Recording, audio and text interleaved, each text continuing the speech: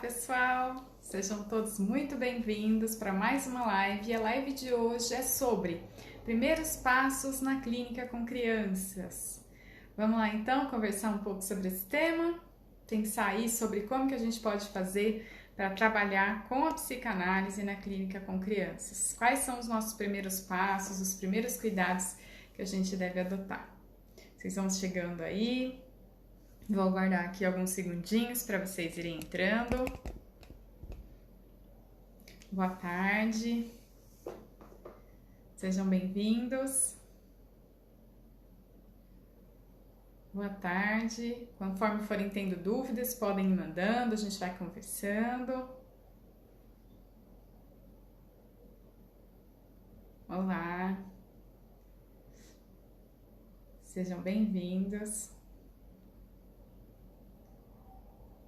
E vamos então, falar sobre esse tema que pela minha experiência, eu vejo que desperta muitas dúvidas, muitos receios em muitas pessoas que estão começando a trabalhar com a clínica, que gostariam de atender crianças, ou às vezes até estudantes que gostariam de atender crianças no estágio, mas que não sabem muito bem como que se deve fazer, já que muda-se, Com relação ao atendimento com adultos, a gente vai observar uma diferença muito grande. Mas nós vamos pensar assim, algumas coisas, alguns pontos que a gente deve considerar que facilitam o profissional a lidar um pouco mais com a insegurança, com os desafios da clínica e quais pontos que são assim realmente muito importantes para a gente ter em vista quando a gente for trabalhar com crianças, certo? Então vamos lá, Vamos começar falando sobre esse tema, que é muito interessante, Muito legal. Primeiro ponto que eu acho aí desses primeiros passos, Eu diria que um primeiro passo é a preparação interna. O que significa isso? Significa que a gente deve se preparar internamente para estar recebendo, lidando com uma criança. Primeira coisa é que assim, a linguagem da criança ela é diferente da linguagem do adulto. Então a criança ela vai falar com a gente por meio de brincadeiras. As crianças elas podem vir conversar como um adulto, expor seus sentimentos, mas isso é muito pouco frequente. Na grande maioria das vezes, as crianças elas vão se expressar por meio das brincadeiras, das atividades que a gente estiver fazendo ali, que sejam lúdicas e não necessariamente se vir e falar, com as palavras, deitar num divã e dizer ali, relatar como foi a sua semana, o que aconteceu, as histórias da sua vida. A criança ela sempre vai fazer isso de uma forma simbólica e isso acontece por meio do brincar. Então, opa, acho que travei aqui, voltei. Acho que sim. Qualquer coisa aí vocês mandem uma mensagem, tá bom? Me avisando aqui. Bom, acho que agora não vai mais travar. Fiz uma alteração aqui, só me confirma se está tudo bem, se vocês estão me ouvindo. Espero que agora não trave mais. Tudo certo? Bom, então eu vou seguindo aqui. Como eu estava dizendo, a criança ela tem uma linguagem que é simbólica. Então a gente precisa conseguir desenvolver uma forma de interpretar essa linguagem, de estar junto no mundo dessa criança. Opa, perdão, é que pra mim tá se travando aqui, eu não sei se está travando pra vocês, eu fico na dúvida. Mas qualquer coisa aí vocês me avisem, tá bom? Mais uma vez. E aí, nesse processo de preparação interna, a gente vai ter aí como um dos pontos, que você consiga lidar com a sua própria criança. O que significa isso? Tá travando? Já voltou? A Sadiele disse aqui que tá travando. Agora ainda está travando, Sadiele? Eu mudei aqui uma configuração, você me confirma, por favor? Se ainda assim tá travando. Parou de travar ou não?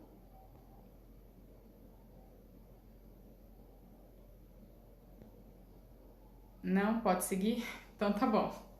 Qualquer coisa você... Voltou, então tá.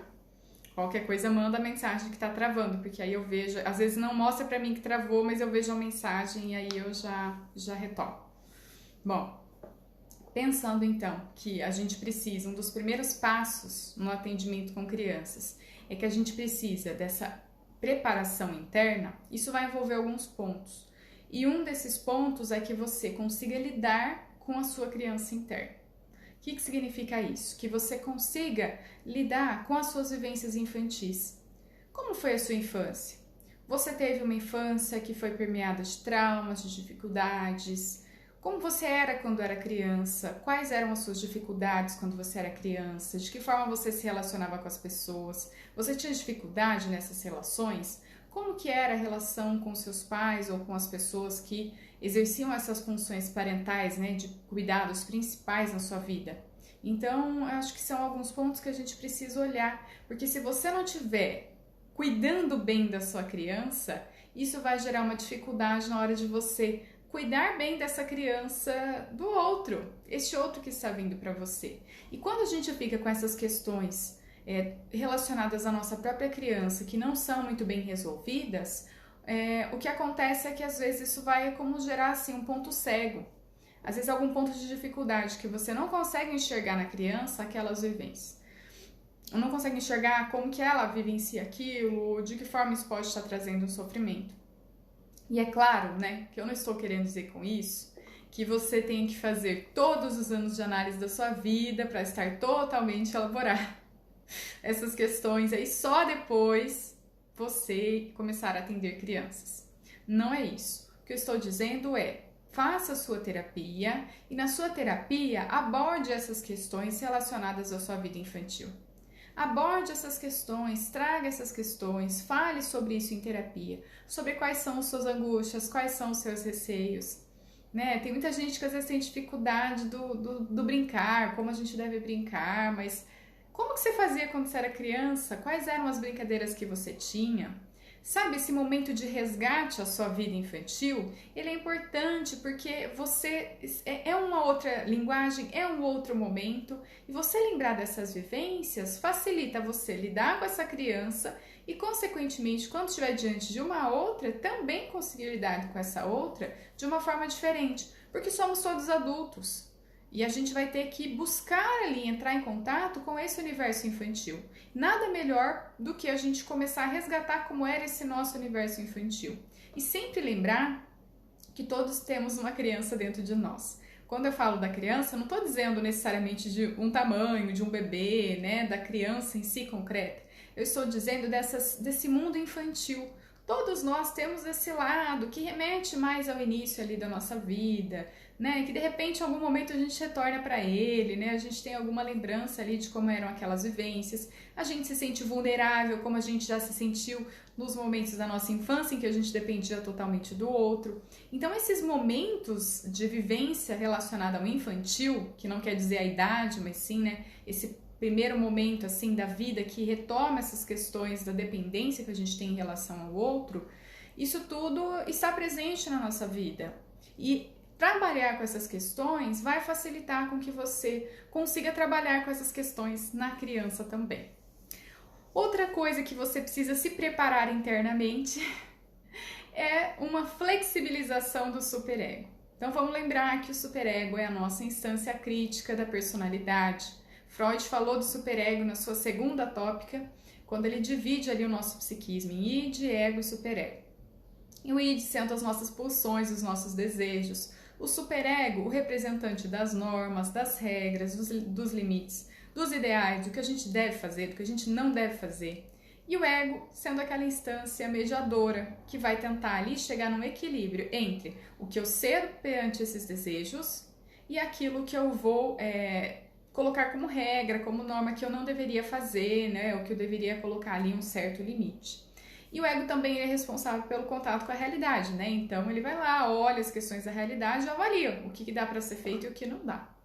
O que acontece é que muitas vezes, e isso é muito comum aqui entre psicólogos, eu vejo, a gente tem uma rigidez muito grande para trabalhar, né? No sentido assim, parece que nós, né, por trabalharmos com pessoas, e isso ser uma coisa que depende muito de cada pessoa, né, de cada profissional. A forma como eu atendo nunca vai ser igual à forma como os outros psicólogos atendem. Não existe uma regra pronta do que a gente deve dizer para cada paciente. Cada profissional que estiver atendendo vai falar ou pegar algum assunto do que o paciente falou, puxar mais daquele assunto diferente do que o outro faria.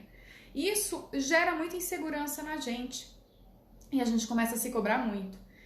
Então tem lá uma situação que de repente tem um paciente que falta, você acha que a culpa foi sua, né? Essa questão da insegurança, ela vem muito forte. E quando a gente fala de crianças, por ser esse universo simbólico diferente, também é muito comum que a gente fique ali, né? Se julgando, se criticando em um nível excessivo.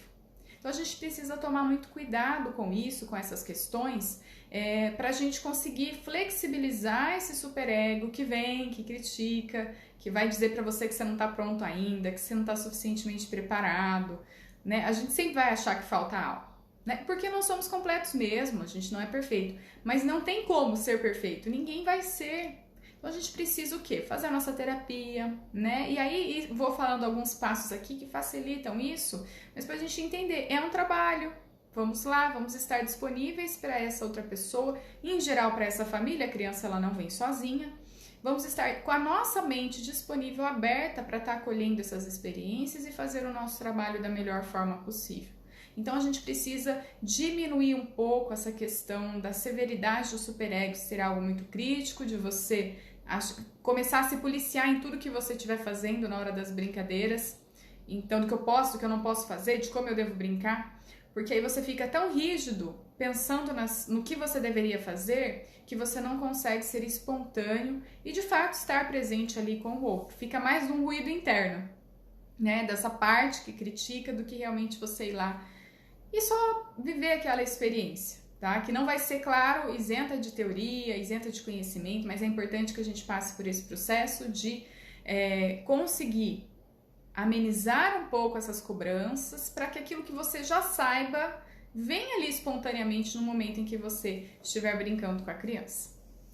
Outro ponto é sempre, como eu disse, entender que é uma outra linguagem, que a criança ela fala uma outra língua. Pode ser em português, né? A gente pode falar a mesma língua, em termos assim, da língua falada mesmo na nossa cultura. Mas para a criança, a linguagem que ela vai utilizar é sempre uma linguagem simbólica. Então a criança, ela não é muito incomum, acontece, mas é incomum que a criança chegue e ela não brinque, ela fique ali inibida no seu brincar e acabe mais relatando as suas vivências. Muitas vezes ela não consegue dizer aquilo que ela está sentindo, e se ela está inibida, ela também não vai conseguir dizer os seus sentimentos, ela fica restrita a um ponto que nem brincar ela consegue. Vamos lembrar que quando a gente está falando da brincadeira, a gente está falando do simbolismo, a gente está querendo dizer que eu não preciso acessar aquele conteúdo, aquela vivência diretamente. Uma coisa é eu sentar, né, deitar ali no divã e relatar que eu estou muito triste por conta da minha mãe, que de repente criou uma expectativa a respeito de como eu deveria ser e que eu não consigo atender essa expectativa, por conta da minha mãe estar brava, por conta de repente de eu estar com medo com a chegada de uma nova criança, se esse irmão vai roubar o meu lugar. Veja, falar sobre isso, até para adultos, são questões que muitas vezes a gente tem dificuldade de colocar em palavras. Então a criança, né, trazer esse conteúdo direto é algo muito difícil, né? Ela tem essas questões a serem colocadas, mas ela não consegue dizer com essas palavras que um adulto diria. Então, o que a criança ela vai realizar? Ela vai falar de maneira simbólica. De repente, ela não vai falar o que a mãe fez com ela ou como ela se sente com essa mãe, mas o que ela vai fazer é pegar ali uma boneca, pegar um brinquedo, estabelecer um cenário de guerra, né? Os guerreiros que vocês vão lutar, vão se relacionar. E neste cenário, ela vai dizer que de repente o bebezinho está triste, né? Que tem um leão, esse leão está triste, o leão está muito bravo. Olha, o leão quer ficar com a mamãe, mas o papai não deixa. Olha, chegou um novo irmãozinho aqui desse leão. Então a criança ela não vai dizer para você diretamente. Mas quando ela traz para a linguagem simbólica do brinquedo, é uma forma dela conseguir expor o que ela está sentindo, sem tomar um contato direto de lidar com esses sentimentos, né, citando o que é ela mesma que sente. É difícil a gente localizar isso na gente, e eu volto a dizer, é difícil para o adulto. Quantas vezes a gente não recebe pacientes, ou a você na sua vivência de terapia, teve coisas que você não conseguiu falar, que você preferiu não falar ou não falou ainda, está esperando um outro momento, não consegue tocar naquele assunto. E nós que estamos aí com um tempo de vida muito maior, porque né, tivemos mais experiência, tivemos mais anos e mais treino, inclusive, para a gente conseguir lidar com a questão das emoções. Para a criança, isso é uma questão né, que ela está começando a lidar com as emoções, com os sentimentos e aprender como ela deve fazer para se relacionar com o outro e para expor o que ela sente. Então ela vai ter essa outra linguagem e a gente precisa sempre tomar esse cuidado, tá? Isso é uma forma de preparação interna, entender que a linguagem vai ser outra e estar pronto e aberto para tentar entender essa outra linguagem. Nos adultos, a gente já vê que às vezes eles trazem, apesar de ele falar uma coisa, existe algo por trás, né? Em geral, aí são bem os aspectos inconscientes que estão por trás e que ele não consegue perceber. Tenta suavizar a crítica para pensar que com a criança vai ser do mesmo jeito. Ela vai vir e ela vai trazer ali algumas dessas coisas, né? Ela traz de uma forma um pouco mais direta, outras ela tem mais dificuldade de colocar, outras viram muito confusas e talvez a gente vá ter dificuldade de entender. Mas este é o processo, tá? Tranquilizar, se preparar de que essas vivências elas poderão vir e que não é assim, né, como se fosse assim um manual que a gente pesquisa lá, ó, a criança brincou com o carrinho, significa X. A criança pegou a boneca e jogou ela no chão, significa Y. Porque não existe esse significado igual para todas as brincadeiras. Ainda que seja a mesma idade da criança, ainda que seja o mesmo sexo, ainda que seja a mesma brincadeira e a mesma queixa, o significado que cada um dá para essa brincadeira vai ser diferente. Então a gente precisa sempre estar aberto para olhar essa linguagem simbólica que o outro pode vir e colocar para a gente. Outro ponto que eu penso dessa preparação interna é que muitas vezes a gente se angustia porque a gente não tem ideia nenhuma do que fazer, a gente né, até costuma não valorizar o conhecimento que já se teve. Mas é comum nas nossas formações que, apesar da gente ver esse conteúdo de crianças, às vezes você viu, mas não viu com profundidade na sua abordagem. Viu, mas viu um pouco, não viu tanto assim. Ou viu, mas de repente, na hora de ir para o estágio, às vezes não aconteceu de você atender uma criança diretamente na clínica. Atendeu em outros contextos, mas na clínica você não atendeu. Então, essa insegurança de não ter feito, ela começa a vir de uma maneira muito forte. E aí, para apaziguar isso, para a gente conseguir lidar com isso de uma forma melhor, uma forma de preparação interna é estudar. Né? Não tem muito assim o que fugir. Você quer atender crianças, você vai ter que estudar muito. Procurar livros sobre crianças, né? Procurar livros que falem sobre esse universo infantil, procurar estudar sobre o desenvolvimento infantil. Então, todas essas questões, elas são importantes. E a técnica mesmo de criança, como que você conversa com a criança, como que você faz para conseguir realizar um primeiro atendimento, como que é um processo. Essas questões, elas são fundamentais. E aí, quando a gente vai estudando, chega um ponto em que você começa a se sentir mais tranquilo, porque você estudou bastante, você tem ali um discernimento do que está sendo, do que você deveria fazer. E na prática, vão acontecer as mudanças, né? O paciente eles não são idênticos e vão surgir coisas diferentes. O que você vai fazer? Você tendo essa bagagem teórica, na hora, as questões teóricas, às vezes, elas surgem, elas vão chegando pra gente. Não é nem uma questão de você pensar sobre, buscar num livro interno, né? Mas é questão de você já ter internalizado isso e se sentir um pouco menos desconfortável de que eu posso ir lá e posso tentar lidar e ver o que está acontecendo com essa criança. Porque eu tenho a formação, né? A questão pode ser nova, eu posso não ter visto uma situação dessa com outras crianças, mas eu consigo, vou chegar num ponto aqui, né? Já tendo essa bagagem, esse conhecimento, eu vou verificar o que eu posso fazer naquele caso. Então, o primeiro dos pontos, né, que amarra tudo isso que eu estou dizendo agora, é essa questão da preparação interna. É um dos primeiros passos que você tem que ter na clínica com crianças. Prepare o seu mundo interno, cuide da sua criança, estude, comece a amenizar ali o seu superego para não ficar de uma forma assim tão crítico consigo mesmo que você não consegue nem se dispor a brincar com a criança. Então faça esses processos, que isso já é um grande primeiro passo que facilita na hora da gente realizar os atendimentos. E aí, segundo passo que eu coloquei aqui, né? Segundo passo para a clínica com crianças seria Aprender a lidar com os pais. Isso é um processo, hein? Em geral, o maior desafio que a gente tem na clínica psicanalítica, apesar dos profissionais quando chegam para tirar dúvidas comigo, né, para perguntar sobre esse universo, a maioria tem dúvidas sobre como a gente lida com a criança em si. Porém, na prática, um dos maiores desafios não é necessariamente com a criança, por mais que vá ser desafiador, por mais que vai ter uma outra linguagem. Mas dos grandes pontos que são colocados para a gente como desafiadores são a questão de lidar com os pais. Por quê? A gente precisa lembrar que a criança ela não busca o atendimento psicológico sozinha. A decisão de procurar uma terapia não é dela.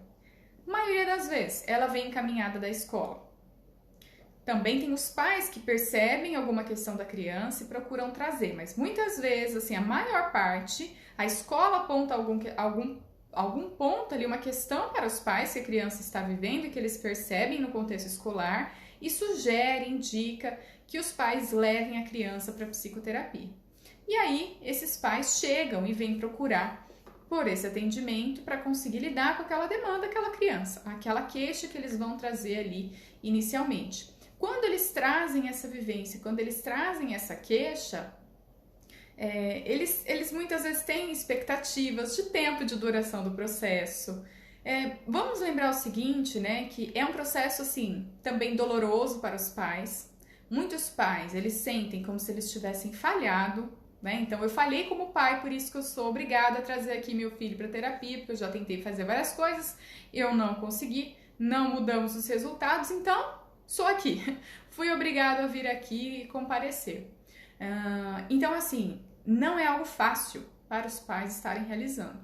Não é fácil ficar ali, não é fácil deixar o seu filho no horário da sessão com uma pessoa que, até então, por mais que ela tenha recomendação, é uma pessoa desconhecida, nós não mantemos contato íntimo com os nossos pacientes e nem com pais de pacientes. Então, a gente tem essa questão de, querendo ou não, somos estranhos. Somos um estranho que a pessoa está confiando um bem super precioso, se não o mais precioso da sua vida, que é o seu filho, né? Então, isso vai ser uma questão que vai pegar aí, né, nesses pais. Eles vão ter dificuldade de deixar lá.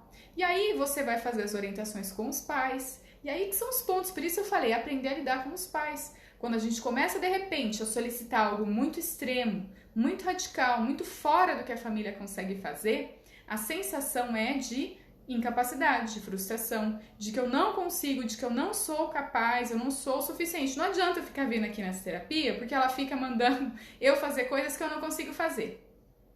Então eu não vou conseguir, né? Não adianta, não tá funcionando, eu procuro outra.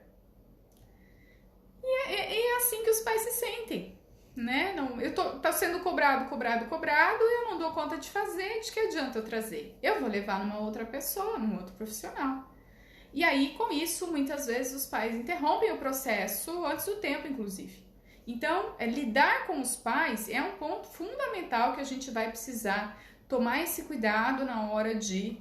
Isso é um primeiro passo fundamental, porque apesar de, em geral, os maiores medos serem como eu faço para lidar com a criança, na prática, o mais desafiador é como eu lido com os pais, que também sofrem, mas que não são o nosso paciente. Mas que são eles que comandam a vida do paciente, que dirigem, que definem. Então, se eles decidirem que não vão mais levar a criança, eles simplesmente rompem. Às vezes, eles até deixam a gente fazer uma despedida, mas muitas vezes isso também não acontece. E aí, né, é uma criança que não pôde vir nem para falar um tchau ali na sua sessão. E essa questão dos pais é porque às vezes a gente cria umas resistências de falar com esses pais, porque a gente começa às vezes a tomar uma parcialidade em que a gente se identifica com o que a criança está vivendo, e aí a gente começa a olhar que, claro, que existem questões a serem resolvidas e trabalhadas com os pais, mas você não pode ficar numa luta, no enfrentamento, como se fosse algo contrário, a criança e a família. E aí você toma o lado da criança como se elas estivessem em campos opostos, e aí você meio que fica ali orientando coisas, né, para diminuir aquilo que a família está fazendo.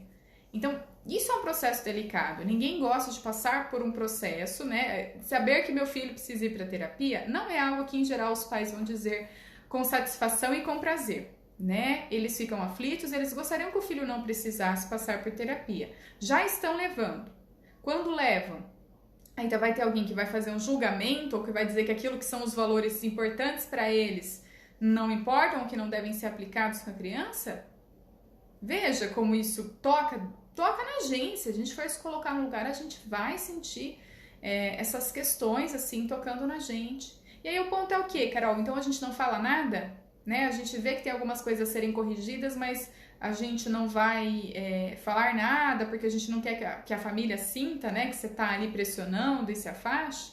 Você vai falar, mas você vai falar com jeito e por partes, com cuidado. Se você colocar uma rigidez muito grande, uma ênfase muito grande, uma mudança gritante no começo, os pais ainda não estão preparados para fazer essa mudança. A gente costuma pensar, né, que o paciente ele precisa do seu tempo, que é um processo, né, que não adianta a gente querer, né, andar ali, né, já colocar o carro em quinta e seguir, não é mesmo? A gente pensa isso. Porém, muitas vezes com a família, a gente lida com eles como se eles fossem neutros, né? E aí você quer que acelerar as coisas. E eles demandam da gente, eles pedem, né? Apesar de não ser exatamente isso que eles querem, o alívio do sentimento de frustração, o alívio da preocupação com o filho, o alívio de que o filho não apresente mais aquele sintoma. E aí eles demandam às vezes, mas o que eu faço? Pedindo orientações diretas. Verifique o que a família já faz. Verifique o que vocês já fizeram. Como foi esse processo? Funcionou? O que funcionou? O que não funcionou? Então vamos fazer uma coisa, a gente faz uma pequena mudança agora. Façam este elemento aqui, façam essa mudança. Ou às vezes é dedicar um tempo para um filho, às vezes fica-se com os filhos todos juntos. É bom também, mas separa um tempo para ficar com um filho, um tempo para ficar com o outro, né? Que esse filho sinta que tem um momento dele. É uma coisa pequena, ok? Você não vai falar para a pessoa, faça isso um fim de semana todo, separe os filhos. Não é isso que a família quer, nem estou dizendo que é o melhor. O que eu estou dizendo é importante ter esse momento. O que você faz? Sugere, ó, o que você acha? Você acha que dá 10, 15 minutos, você consegue fazer uma brincadeira só com o fulaninho ou com a fulaninha, né? Para que eles tenham esse tempo com você, porque para você esse tempo é importante para eles. Sentir que tem a sua atenção. São algumas coisas para a gente colocar. Veja, eu não mudei radicalmente a rotina de uma família sugerindo 10, 15 minutos para ficar com uma criança. Mas essa pequena mudança, muitas vezes, vai ser fundamental para que tenha uma mudança maior com relação ao caso depois. E aí, a família precisa começar com pouco, porque aí ela vai se acostumando, aquilo vai se tornando um hábito, ela vai começando a enxergar o que tem de positivo naquela mudança e ela consegue mudar outras coisas depois, né? Aos poucos, paulatinamente, ela vai fazendo essas mudanças. Então, sugestões a gente oferece, mas sempre com cuidado, sempre lembrando, não são pessoas neutras, né? Que, não é meu paciente. Também precisam do seu tempo, precisam de cuidado e precisa que você se coloque no lugar deles. E entenda que é um processo sofrido, que é um processo, assim, de grande desafio estar levando o seu filho ali para ser atendido, para passar por esse acompanhamento. Então, acho que isso são, assim, algumas coisas muito fundamentais, muito importantes para a gente estar lembrando. Porque as questões mais difíceis, realmente, na prática, não são necessariamente estar com a criança. A criança, ela vem, né, ela participa, algumas têm mais resistência, outras menos, mas a gente vai seguindo ali com o processo. Agora, a família, eles têm esse poder decisivo, se a criança continua ou não, e a gente precisa estar sempre fazendo esse processo de conciliação. Bom, então a gente precisa entender que a gente precisa acolher a família, acolher as demandas, acolher aquilo que eles pensam. Mesmo que você, de repente, veja que tem algo que eles esperam da criança, que não é que essa criança não pode oferecer, mas às vezes é algo muito idealizado, né? De um filho que é um filho irreal. Filho real é o quê? Filho real é aquele que vai ter qualidades, vai ter defeitos, assim como os pais também têm qualidades, têm defeitos. E às vezes a expectativa é tão grande, né? Um elemento às vezes até narcísico, né? De querer que o filho faça tudo aquilo que eu não fiz, que ele consiga realizar os sonhos que eu não consegui realizar. vem tão carregado desses elementos, e aí nós temos uma pessoa que é ela. Não é a pessoa que os pais necessariamente sonharam ou definiram ou imaginaram que seria. Tem coisa assim que os pais imaginaram, mas não é toda composta por aquilo que os pais desejavam. E tá tudo bem, né? É bom. Esse processo é importante. Que a gente não tem que suprir só as expectativas dos pais, mas é doloroso, tá? Para os pais que fazem um investimento emocional, afetivo, de tempo, financeiro, em todos os sentidos, é algo doloroso da gente observando. Então, os pais sofrem. Quando a gente estiver numa situação que a gente estiver querendo julgar muito, a gente fala, mas eu não tô me sentindo bem, eu encontro aquela família, eu não me sinto bem, me dá um mal-estar. O que você precisa fazer? Faça sua terapia para olhar aquilo que você está sentindo. Faça a supervisão do seu caso para você entender por que essas sensações estão vindo à tona. E estude, certo? Estude para que você consiga entender outros casos e como que você pode aplicar a técnica de uma forma diferente. Mas a questão fundamental, além dessas, né, que permeiam a nossa formação enquanto psicanalista, é essa questão de estar ali se colocando no lugar do outro. Se colocando no lugar do outro, com a vida do outro, com a história do outro. Por isso a importância de investigar a história da família. Investigar, de repente essa mãe age de maneira X com seu filho. De repente ela é muito rígida. O que aconteceu na sua educação? Como que foi? Como que você era nessa época que você tinha a idade aqui do seu filho, da sua filha? Como que você era? Como que a sua família lidava com você? Como que aconteciam as regras? Com quem você vivia? Quando a gente faz esse processo de investigação, a gente olha que eles existem, né? De fato, são pessoas que sofrem, que têm medos, que têm expectativas e que estão tentando fazer o seu melhor, mas às vezes o melhor que elas fazem, ainda assim, gera alguma dificuldade ali para as crianças. Então a gente precisa ter esse olhar, sabe? Um pouco de compaixão, se colocar no lugar do outro e de acolher esse outro. Como eu disse, pode parecer óbvio, tem várias coisas que a gente fala que assim são óbvias, né? Não é? É óbvio, mas é aquele óbvio que precisa ser dito, porque na prática, sem perceber, você às vezes se torna parcial, você não tem mais a neutralidade e o que você faz é julgar. Você, às vezes, toma partido da criança como se fosse uma guerra de partidos e você toma partido da criança e quer que esses pais, né, falando que o que eles estão fazendo ou o que eles pensam é algo errado, que vai trazer um prejuízo. Então, é promover uma reflexão, promover um processo de mudança aos poucos. Ninguém muda de uma hora para outra. As pessoas pensam na sua idade. Quantos anos você tem? Você demorou todos esses anos para se tornar a pessoa que você é hoje. Não vai ser um psicólogo vir, por mais que você esteja procurando um atendimento para um filho, que é claro, né, que você pode estar ali, se doar, querer fazer o seu máximo, não vai ser porque uma pessoa conversou com você uma vez, um profissional, conversou uma vez, te passou uma orientação, que tudo vai mudar e que vai ser simples e fácil de ser resolvido.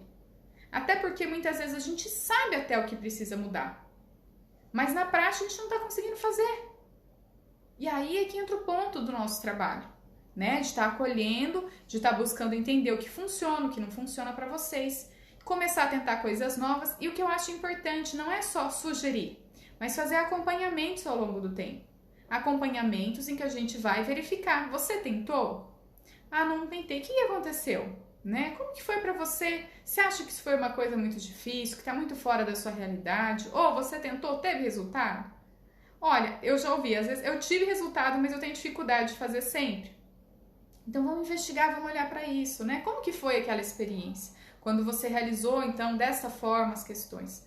E pensar que a gente não tá ali, né, num campo assim só, nós não estamos ali para ensinar, né, dar todas as orientações do que necessariamente o pai e a mãe devem fazer, mas trabalhar com essas questões das emoções deles. Que isso possa ser trazido à tona também, essas angústias sejam trazidas à tona. Porque livros de orientação de como educar filhos, existem vários. Ele te paga porque você tem uma mente ali que está pronta para receber essas demandas e processar essas demandas, esses sentimentos, para conseguir devolver para o outro de uma forma que seja mais palatável, digerível, né, do que só ali, né, uma orientação crua. Não é assim que funciona, nós não somos assim. Né? Por que a gente quer exigir que os pais sejam? Só porque o foco, a princípio, é o nosso paciente, a nossa criança? E aí, sobre o foco ser a criança, a gente ainda pode estabelecer outras lives, né? Que não necessariamente também não é você pensar que você vai atender sua criança sozinho, mas a ideia é que você faça um trabalho incluindo essa família também. Alguns casos a gente inclui mais, alguns casos a gente inclui menos. Alguns casos você convida a família para entrar com você no atendimento. E por que a gente faz isso? Porque é importante, tem coisas que são do vínculo, da relação com aquele outro. E não vão ser só olhar para a criança sozinho naquela hora que você tem de atendimento, que vai suprir todas essas questões que precisam ser trabalhadas. Bom, outro ponto que eu acho fundamental quando a gente pensa nesse passo, né, de lidar com os pais, se refere a verificar as expectativas desses pais. E aqui é desafio. Por quê? Os pais, às vezes, eles chegam com uma determinada expectativa. Por exemplo, tem uma expectativa de que você dê um diagnóstico no meu filho. Você diga, ele tem hiperatividade, ele tem autismo, ele tem transtorno de déficit de atenção. Então, a família tem uma expectativa, às vezes, de um diagnóstico. Qual é o fim desse diagnóstico? A gente vai ter que avaliar, né? Por que eles querem tanto? Por que eles vão se sentir aliviados de ter este nome? Como eles vão lidar com isso, tendo este nome? Entender que a gente não vai fazer um diagnóstico direcionando uma psicopatologia, porque esses direcionamentos, eles acontecem com uma equipe multiprofissional. Não é só o psicólogo que diz se tem ou se não tem alguma patologia específica. Mas se essa é a demanda, o que acontece? Quando a família chegar nessa resposta, o que acontece? Eles dão sequência ao tratamento, eles vão interromper, se a expectativa é só essa. Ou eu tenho um filho agitado, eu quero que esse filho não seja mais agitado. Será que isso é possível? Ou será que é possível no nível que os pais querem? Porque a gente pode falar de uma criança que fique menos ansiosa, mas que ela não vai ser agitada, nem um pouco agitada? É uma coisa difícil, não é? Até porque os próprios pais, eles são muitas vezes agitados e ansiosos, né? Quando a gente vai olhar, fala, mas olha, percebe que a sua rotina também é assim, não é só a criança. É que a criança, ela tem mais dificuldade de se conter por conta dela ser uma criança, dela estar ainda vivenciando essas emoções e aprendendo a lidar com elas de uma forma mais primitiva do que um adulto já consegue fazer. Mas às vezes até a gente, quanto adulto, tem dificuldade. Então, são essas ponderações da gente verificar qual é a expectativa. Porque qual é o ponto? Às vezes você vai atender, quando você atende, você verifica que a expectativa da família é outra, mas o que a criança é uma, mas o que a criança precisa é outra coisa. O que você vai fazer? Você pode até às vezes... E aí é o processo que você precisa estar com esses pais. Porque senão você vai trabalhando e você consegue atingir aquilo que você entende que é importante para a criança. Mas pode ser que os pais não enxerguem isso como importante. E aí não está atendendo a minha expectativa, eu vou procurar outro profissional, eu vou interromper. Então o que a gente faz? A gente abre para essa reflexão, inclui esses pais no processo e vai apontando dos ganhos que estão sendo feitos. Inclusive dando retorno. Olha, o que a gente precisa... São essas questões a serem trabalhadas, né? Isso que a gente precisa abordar, né? Entendo, a expectativa de vocês é essa, mas olhando para o caso, acompanhando aqui vocês, eu entendi que este elemento também é muito importante. O que vocês acham, né? Vocês querem fazer, olhando para essas questões também? A gente também precisa ser claro, mas sempre com essa cautela, né? No sentido assim, de não diminuir o que o outro acha importante, de não julgar, de não condenar, e sim de procurar uma conciliação e o esclarecimento. E claro, o acolhimento daquelas vivências que isso vai despertar ali nos pais. Outro ponto, né, é que você solicite, que assim, quando você atende crianças, nós estamos falando de lidar com os pais, mas não são só os pais que vão estar envolvidos no seu trabalho. Ou seja, você tem o seu horário semanal lá com o seu paciente, aquele horário X no dia X que você vai atender. Nós vamos fazer atendimentos periódicos com esses pais. Então, se você precisa se adaptar, que você vai precisar ter esses outros horários para outras situações que a criança vai demandar. Contato com os pais, contato com a escola, contato com outros profissionais, por exemplo, fonoaudiólogo, que possa estar atendendo essa criança também. De tempos em tempos você vai fazer uma reunião, né? A família estendida, de repente não são aqueles principais cuidadores, mas eles são avós que ficam com a criança enquanto os pais trabalham. Então, esses avós, eles têm, assim, uma quantidade de tempo, de envolvimento muito grande na vida dessa criança. São importantes de serem chamados também, para que eles possam dizer o que eles percebem, o que eles estão observando, e a gente também estabelecendo uma parceria com eles, de como eles vão fazer para lidar com a criança. Então, estar com essa questão, né, de aprender a lidar com os pais envolve todas essa rede, na verdade, que a criança ela vai acabar implicando pra gente, né? Não tem como você querer, já isso aqui é mito, tá? Você vai atender só a criança? Não vai. A criança é um dos pontos e muitas vezes a gente vai convidar, né, de repente essa família para vir e tá fazendo esse contato, esse trabalho com a família também, ou com esses demais membros que participam desse cotidiano da criança e que a gente também vai precisar estar entrando em contato e estabelecendo uma parceria, falando uma língua comum, claro que todos os cuidados éticos de sigilo, mas podendo ter essa troca, essa parceria desenvolvidas. Bom, falamos então, né, desses dois passos, né, preparação interna e a questão de aprender a lidar com os pais, e eu diria que um terceiro passo na clínica com crianças é de fato estar com a criança. Sim, e o que é isso, né, Carol? Estar com a criança. Isso é o que eu recebo mais de dúvidas quando a gente fala em crianças, né? Quando a gente vai falar de atendimento com criança, qualquer aula, comentar sobre esse assunto, as dúvidas são: o que eu faço com a criança? Como que eu devo fazer, né? Como que as coisas devem acontecer? Se a criança fizer atitude X, como eu devo agir, né? E aí, eu entendo que seja angustiante, porque a gente fala, ó, depende. Não tem como dar uma resposta única. Toda vez que a criança demorar mais tempo para sair da sala ou não quiser encerrar uma sessão, você vai agir igual? Não vai, porque cada criança pode estar demorando mais por alguma razão diferente. Então, a gente vai ter que olhar para isso. Depende da sua estrutura de personalidade, o que isso está querendo representar na sua vida. Então, não tem. Mas o que a gente pode fazer nesse processo de estar com a criança é a gente estudar muito as teorias sobre criança, estudar muito as teorias sobre clínica com crianças, as técnicas, né? Como que a gente realiza esse trabalho com crianças, estudar os autores que falam de crianças, mas assim, fazer isto fora do campo de atendimento. O que significa isso? Eu vou fazer minha formação, vou fazer um curso extra, eu vou comprar livros, eu vou sentar, eu vou estudar, vou ler artigos. Mas quando eu estiver com a criança, este conhecimento ele já tem que ter sido internalizado. Você não vai resgatar e ficar pensando sobre ele na hora que você está atendendo. Claro, nós não estamos dizendo que você vai esquecer completamente, mas o que eu estou dizendo é um movimento interno de você não ficar brincando e o tempo inteiro pensando na teoria. Se você ficar só pensando na teoria, você não vai estar com a criança. Da mesma forma que com o adulto. Com o adulto a gente tá lá, o que acontece? A gente não se envolve com o que ele tá falando, a gente presta atenção, a gente escuta o que o adulto tá falando, a gente começa às vezes a lembrar de algumas coisas, a sentir coisas, e a gente presta atenção nisso.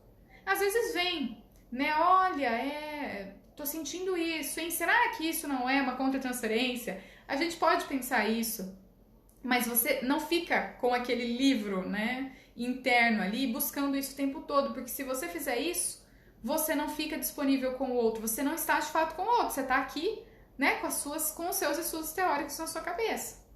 Com a criança, a mesma coisa. E estude bastante, mas quando estiver com a criança, né, você tem que ser espontâneo e não ficar procurando lá um manual que diz para você como exatamente você precisa agir, o que você precisa fazer. Então, esse processo, esse cuidado, ele é importante. E isso muitas vezes revela nossa insegurança. Você quer buscar ali a teoria a qualquer custo porque você se sente insegura. Aí volta no primeiro passo, preparação interna. Precisa começar a se olhar, cuidar das suas questões, para que você não fique tão inseguro a ponto de quando você estiver lá com a criança, você fique grudado na teoria e não esteja de fato com o outro. Outra coisa que é importante quando a gente fala das crianças, é que eu vou retomar a questão da flexibilização do superego, é que quando você está com a criança, nós vamos ter ali um contexto totalmente diferente. Pode ser, as crianças elas são mais expressivas, elas vão brincar e várias situações diversas podem acontecer. Uma delas, que acho que é a mais clara para a gente pensar, a questão da criança sujar a sala. A criança, ela vai sujar. Vocês vão lá fazer um slime, vão fazer uma massinha, vão produzir alguma coisa, vão brincar com cola. Gente, cai no chão. Tem jeito. Nós não estamos falando que você vai deixar sujar a sala inteira, né? Num ponto assim que suja todas as paredes, rabisca e você não toma atitude, não fala nada. Não é isso. Mas entender que um pouco sim vai sujar. Que você de repente vai lá mexer sim, né? Na slime, vai apertar, né? Você vai ter contato com essas coisas que remetem a questões mais regressivas, né? Coisas, né? Meladas. Enfim, você vai retomar isso. Então você precisa ser um pouco mais flexível. Flexível na escolha dos seus móveis, do seu material. Não deixar coisas que quebram à disposição. Objetos que são muito representativos para você, né? Eles têm ali um significado simbólico grande. Porque de repente a criança vai lá e por alguma razão quebra ou estraga aquele objeto, você vai ficar se sentindo muito mal. Então você precisa ter essa flexibilidade, né? De já entender que se eu não quero correr esse risco, eu não vou nem deixar na minha sala. Então, não é nem 8 nem 80 que você não deixa nada, mas também não fique achando que a criança ela vai lá ver algumas coisas suas, de repente lá você tem um bibelozinho todo bonito, todo, né, cheio de frufru que você gosta, que tem um significado pra você e que ela também não vai achar legal. Mas de repente ela vai achar legal e vai quebrar. E ela vai achar legal, mas ela vai pegar e de repente cai da mão. Enfim, observe, e essas coisas são importantes. A criança percebe quando tem algo importante, quando você não quer que ela pegue. E muitas vezes é aí que ela quer pegar. Porque ela percebe que isso tem um valor para você. Então, você também precisa tomar esses cuidados. Suavizar o superego nesse momento. De repente, é você não querer comprar o tapete mais caro de todos ou aquele que vai ser muito difícil de limpar, de lavar. Por quê? Porque vai sujar em algum momento. Pode até tirar o tapete quando você for brincar com a criança, mas em algum momento vai acontecer. Então, de repente impermeabilizar um divã, né? Fazer alguns processos que se sujar, tem uma forma mais fácil de limpar para que você não fique apreensivo na hora que você estiver com a criança de que ela não pode fazer alguma coisa, né? Porque ela vai ali prejudicar a sala ou ela vai agir ali de uma forma que vai meio que estragar aquilo que você planejou, como deveria funcionar. Então isso envolve você já ser flexível, envolve você lidar com essas questões para que quando chegue lá na hora, você não fique criticando tudo que a criança faz. Porque a criança não vai sentar e ficar tranquila lá no divã. Ela vai brincar, ela vai se agitar, ela vai demandar você atenção, demandar de repente você correr, você suar, você sujar sua roupa, né? Então tem várias coisas que podem acontecer aí que você precisa flexibilizar. A gente também tem que entender, né, que nós vamos ali fazer outros arranjos. De repente você não vai ficar só interpretando, isso não funciona. Mas é na hora da brincadeira que você vai fazer algo de novo, propor algo novo numa brincadeira ali, né? Algo novo é o quê? Não é você influenciar o que o paciente vai fazer, qual é a brincadeira que ele vai escolher. Mas é naquela que ele escolher a forma como você fala. Se é uma conversa de animais e você é um animal, que você converse com aquele outro animal. É outro arranjo, você não vai vir e falar diretamente. Fulano, você está se sentindo desta maneira. Não necessariamente você vai fazer isso. Não é proibido, mas não deve ser a única via que você entende para conseguir lidar com esse caso. Outra coisa que é importante é assim, pensar que é importante. Você quer trabalhar com crianças? Por quê? Por que você quer trabalhar com criança? Você gosta de estar com crianças? Como que é a sua relação com crianças? E quando eu falo gosta, eu não estou dizendo assim que você é obrigado, de repente você é uma pessoa que não é aquela que, sabe, tem pessoas que às vezes a gente conhece, que são sempre aquelas que vão nas crianças e ficam com as crianças. De repente você não é essa pessoa. Tá tudo bem. Tá tudo bem, porque não necessariamente, né, que é só essas que ficam ali procurando, né, ficando atrás, que realmente são as únicas que podem trabalhar com crianças, até às vezes essas nem querem, né? Então a gente precisa entender que tá tudo ok, o que você precisa ter é o quê? Respeito, interesse, ter empatia, lembrar desses momentos que você já teve na sua infância, como que eles eram, que pra criança De repente, aquele pote é importante, ela ganhar a comida naquele pote e não no outro. Sabe? Que isso tem um significado emocional, você não atribuir que é tudo besteira, que a criança só chora por coisas pequenas. Não, se colocar no mundo da criança e respeitar aquilo que ela sente. Entender que aquilo que ela está sentindo é a vida dela. E que isso causa muitos efeitos psicológicos nela. Então a gente precisa o quê? Tomar este cuidado e demonstrar interesse, claro. Se você não gosta mesmo de brincar, não atenda crianças. Não tem como. Porque quando você estiver com uma criança, a brincadeira vai ser um elemento primordial. Então é uma avaliação que a gente precisa fazer, que a gente precisa estar sempre buscando. Olha, eu vou me interessar, eu vou me envolver, vou estar ali junto, né? Eu respeito aquela criança por esse sentimento, eu respeito o medo dela de repente esse irmão vir e ocupar o lugar dela, eu respeito que isso é difícil, eu respeito que às vezes é difícil a gente dividir, porque você enquanto adulto às vezes lida melhor, nem sempre, né? Nem sempre a gente é adulto e lida melhor, mas vamos considerar que sim. Mas você passou por um processo, a criança ela também vai passar. Então este interesse, esse olhar, esse cuidado, essa vontade de estar com uma criança, gostar de crianças, é algo importante. Não precisa ser aquele que sempre fica nas ocasiões sociais, sempre com as crianças. Mas sentir interesse e vontade de estar com elas é algo importante. Se você não sente, sem problemas. Basta você atender outro público, né? Não precisa necessariamente atender crianças, não é uma obrigatoriedade. A gente escolhe quem a gente atende. A gente não é obrigado a receber todo mundo que procura a gente para atendimento. Então, acho que isso é uma das coisas muito importantes também. E acho que um outro ponto, fazer uma boa avaliação, um bom psicodiagnóstico. Então, recebeu aquela criança, estar com a criança entendendo o que é a importância de uma primeira sessão, que a criança traz. A primeira sessão é mega importante, a criança traz muitas coisas assim que são angustiantes, que são bem fortes, ela vai trazer isso pra gente. Então, olhar para essa primeira sessão, olhar para as sessões seguintes, de repente trazer alguma técnica, você pode trazer algum teste, mas não é só a técnica e o teste em si, é esse processo de estar ali, né, de entender através dessa linguagem simbólica o que a criança está vivendo.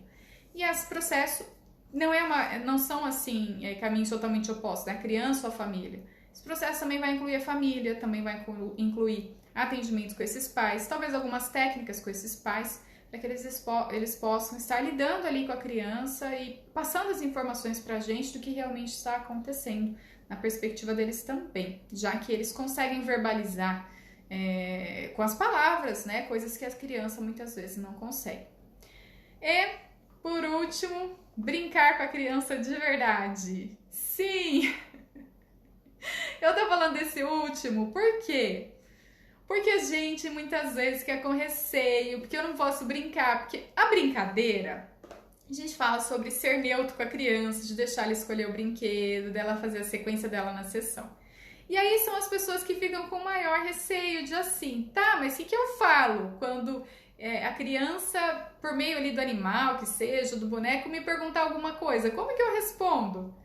Mas e se a gente tá brincando, essa daqui, ó, se a gente tá brincando de guerra, eu posso jogar uma bomba nele? Mas como eu vou jogar uma bomba no meu paciente?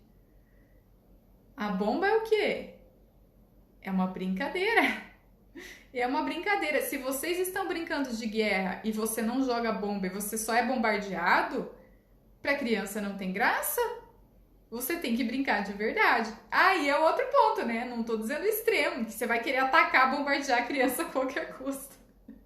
Não é isso. Mas o que eu estou dizendo é deste superego que às vezes nos condena e fala, não, mas você não pode brincar assim, não, mas existe um jeito certo. E aí nesse jeito certo você trava e não consegue brincar com a criança, não consegue estar uma luta, você não consegue lutar. Né? Tá ali uma brincadeira, ali, os animais na selva e o seu animal não reage, não faz nada. E o da criança tá lá reagindo e você não consegue reagir.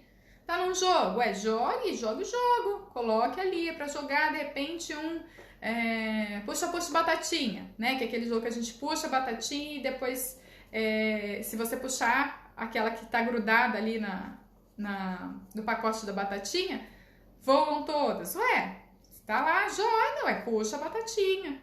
Vai ter vezes que você vai acertar, vai ter vezes que você vai errar. E aí você vai lidar com o que a criança sente com isso. Né? Não é também você ali só querer, ai não, vou deixar ela ganhar, porque ai, né, é duro perder. E nem não, mas ela tem que lidar com a perda, então eu vou fazer ela perder sempre.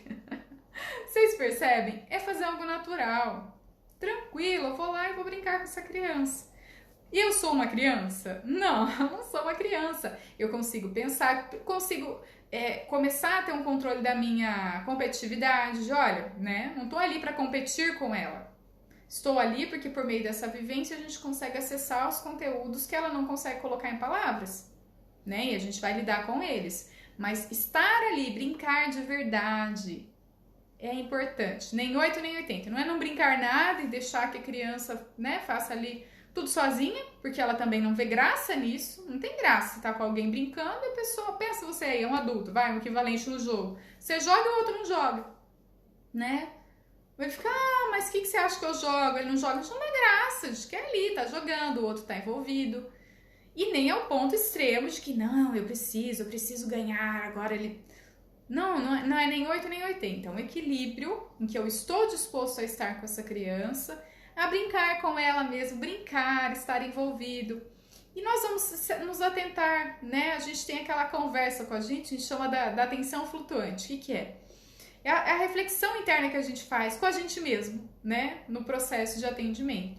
Que é quando você de repente percebe, nossa, mas percebi que o fulano ficou muito bravo quando ele perdeu, né? O que será que isso remete? Olha, a família já me disse tal coisa. E a gente vai fazendo esses links e entendendo o que o paciente está sentindo. Mas para isso acontecer, eu vou ter que me envolver no processo da brincadeira. Eu vou ter que estar disposto a estar com aquela criança. A sentar no chão, né? De repente sujar a mão de tinta, sujar a mão ali de cola. Eu vou ter que estar disposto a me envolver no processo. Aí a criança vem, passa a cola na gente. Por isso que eu falei, superego precisa lidar com ele. Porque aí você fica lá todo melado, você falou que não pode. Tô dizendo para deixar a criança vir jogar cola no nosso cabelo? Não.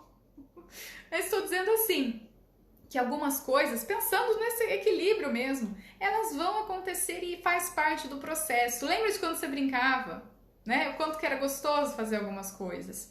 E você precisa se envolver nesse processo. Eu penso assim que isso é uma das coisas mais fundamentais, assim. Eu deixei por último, mas é para a cereja, né, do bolo, porque essa questão da gente se restringir demais prejudica muito o atendimento. E quando a criança sente que você está ali disponível, está brincando com ela, o próprio brincar já é terapêutico.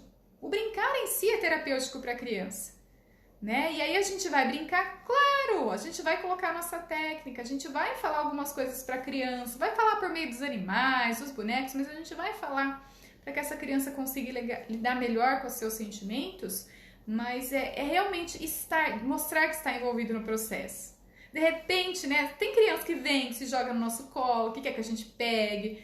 Enfim, perceba que são pontos assim que remetem a essa vivência infantil. A gente precisa estar aberto para lidar com elas. Bom, gente, vocês têm aí alguma dúvida? Querem fazer alguma colocação? Se quiser, manda aqui nos comentários. Queria dizer que... esse é um tema muito interessante, assim, né? É desafiador. A prática clínica com crianças é desafiadora porque envolve todas essas questões que não são somente nossas e nem só do paciente, envolve a família também. Existem vários outros temas, se vocês quiserem, deixa aqui nos comentários, né? Ou depois que eu deixar aqui a live salva, se você estiver assistindo depois, pode deixar nos comentários para que a gente consiga trazer esses temas, porque isso foi só assim por cima, né? Os primeiros passos, mas existem vários passos e que cada um daria uma live por si só, que daria pra gente aprofundar, né? E trazer muito mais questões.